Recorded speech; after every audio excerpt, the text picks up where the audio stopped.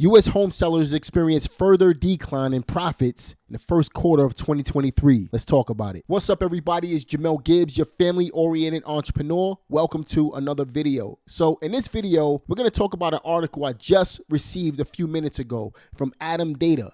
And the headline is, U.S. home sellers experience further decline in profits in Q1 of 2023. Now, if you remember, last year, I had multiple videos talking about my investment strategy moving forward. I'll be sure to link that video up at the top so you can check it out. And also had other videos where I mentioned that real estate is very local. You have to look at what's going on in your local area and adjust your investment strategy based on what's happening in your local market. So you got to take some of this data that we're going to talk about with a grain of salt and really look at your local area. What's happening in your area and how does it apply to the information that we're going to talk about today? Because this information is basically a conglomerate of all of the information taken from different markets across the country. And in one of the videos that I'm going to link up at the top, I spoke about certain areas that may experience a 10, 15, 20% decline in price. So there was no surprise that that was actually going to happen. But then you had other areas who may remain strong because they didn't have an inflated price during the pandemic. A leading curator of land, property, and real estate data today released its first quarter 2023 U.S. home sales report, which shows that profit margins on median priced single-family home and condo sales across the United States decreased to 44.2% as home prices stayed flat or kept declining around most of the nation. So that goes right back to what I mentioned before in the previous video that I was talking about, where I said there's going to be certain pockets in the United States that were inflated during the pandemic, and chances are those areas are going to see a decline in prices while other areas are going to remain flat. They're going to keep their value of the properties because those areas were due to increase or they weren't inflated during the pandemic. It says the drop off in typical profit margins from 48.7% in the fourth quarter of 2022 marked the third straight quarter decrease nationwide and resulted in the lowest investment return since 2021.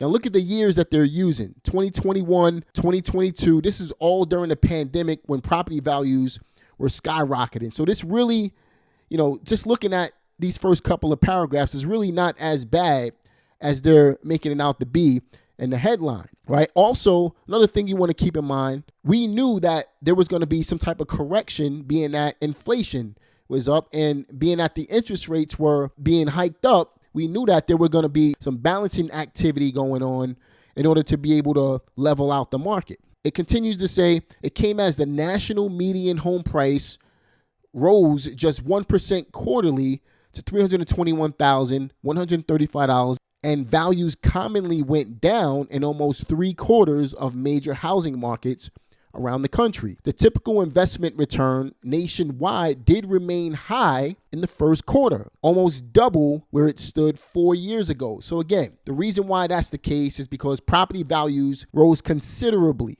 Again, we talked about the 40% mark. It rose considerably during the pandemic. So it's still on the high end. And as I've mentioned in that video, again, I'm going to keep reiterating it because I've got the breadcrumbs on my channel. I talked about this stuff so that you guys can be prepared for what's happening right now. And I'm also going to talk about what investors are doing right now in this video. Keep watching it. It says the typical investment return, this is just a reiteration of what it says, nationwide did remain high in the first quarter, almost double where it stood 4 years ago. But the margin was off by 12 points from the peak of 56.1% hit in the second quarter of last year. Again, they're not comparing apples to apples. They're really comparing pandemic numbers. Homeowners are starting to take a significant hit in the form of lost profits from the recent market slowdown. It depends on what you consider a loss. If you're talking about pre-pandemic versus pandemic numbers, I still don't consider that to be a loss, but I digress with that. It says 9 months of varying price declines around the country have carved away almost a quarter of the profit margin sellers were enjoying in early 2022. Again, you had hiked up pricing during the pandemic. You had a lot of people overpaying for properties during the pandemic. That to me is not considered a loss, and it really all depends on where you're located. I know for my personal residence where I live, the value of my property went up in my neighborhood over the last couple of months. Where in other areas, you may see a small decline in property values. It just depends. I literally just put a house on the market, a rental property on the market, and it sold for more than what we were asking within 3 days. So that tells you that people are still overpaying for properties. That tells you that people are still looking for properties. And it also tells you that you're still in a strong real estate market based on where you live. Over the next few months, we can expect to gain more clarity regarding whether the current market stagnation is a short-term aberration or a more significant trend. They're not clear on where their data is right now. That's basically what that's saying. The last round of faltering profits and prices around the U.S. reflects a housing market that has been stalled since the middle of last year following a decade of almost continuous gains. And we've had a strong real estate market over the last 10, 12 years or so. And during the pandemic, it really hiked up. But now we're just starting to see a balancing act go on, which I talked about in previous videos. The nationwide median home price fell 7% from the record hit in the second quarter of last year, taking profit margins with it. If you see a 10, 15, 20% decrease in pricing on your property where you gain close to 40% during the pandemic, that's not really a hit, in my opinion. It's just a leveling out of the real estate in your local area. But that's just my opinion. It says the forecast for the market remains murky. Small declines in mortgage and inflation rates over the past few months have come amid predictions among economists for more interest rate hikes and possible recession. Again, if they're talking about a recession, I believe we're already in a recession. They just haven't announced it.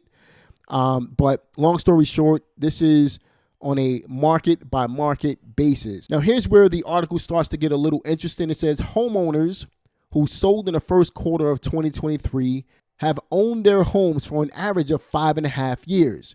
That was down from 5.8 years in the fourth quarter of 2022 and 5.6 years in the first quarter of 2022, the lowest point since mid-2011.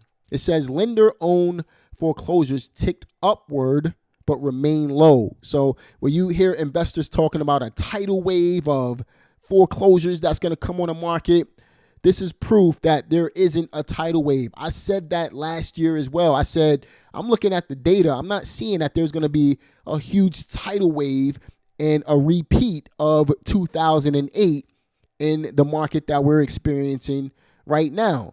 It says there's been a small upward tick in foreclosures, but it still remains relatively low. Why is that the case? Well, people have more money nowadays.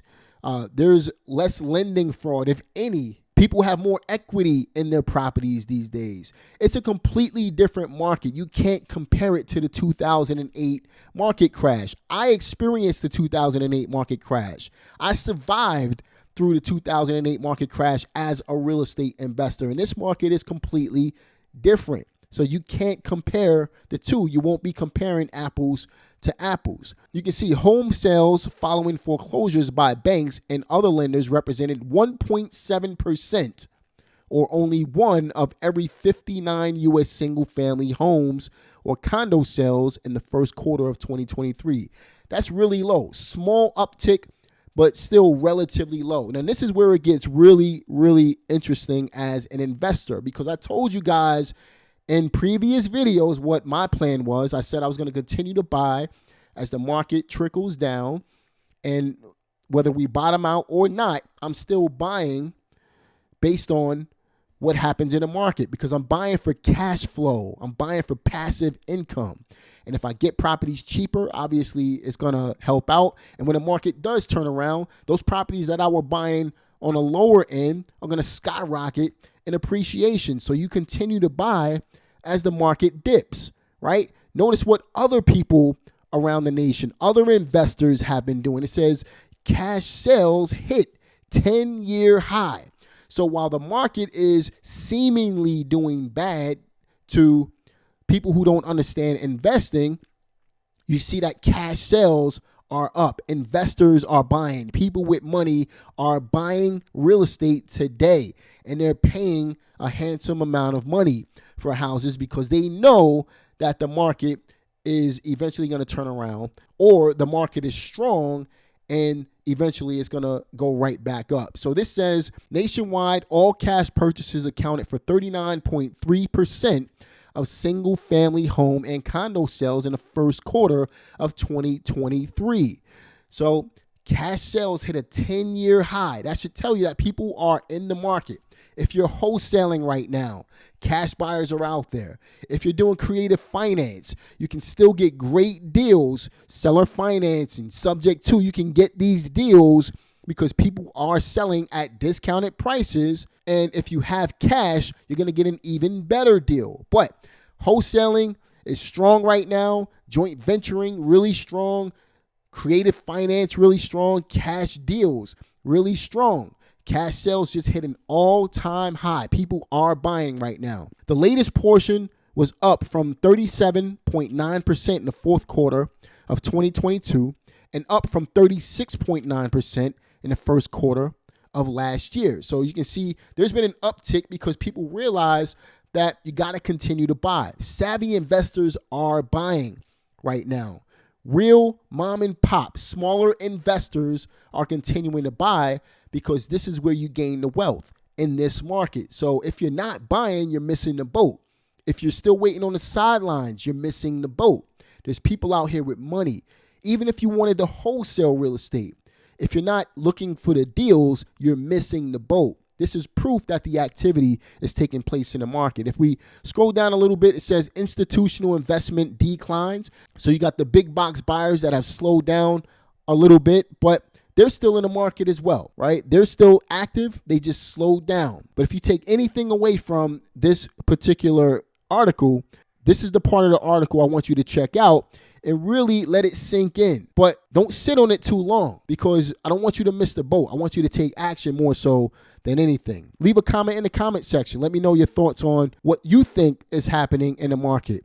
I know what I'm doing. I'm continuing to buy, continuing to save up more and more money to be able to have cash availability to buy really good deals. As you can see, cash buyers are out here. We're still buying real estate, and you should be too. Hope you guys enjoyed this video. Leave a comment. Let me know your thoughts on it. Be sure to like this video, subscribe to this channel, click the notification bell. I'll see you guys on the next one.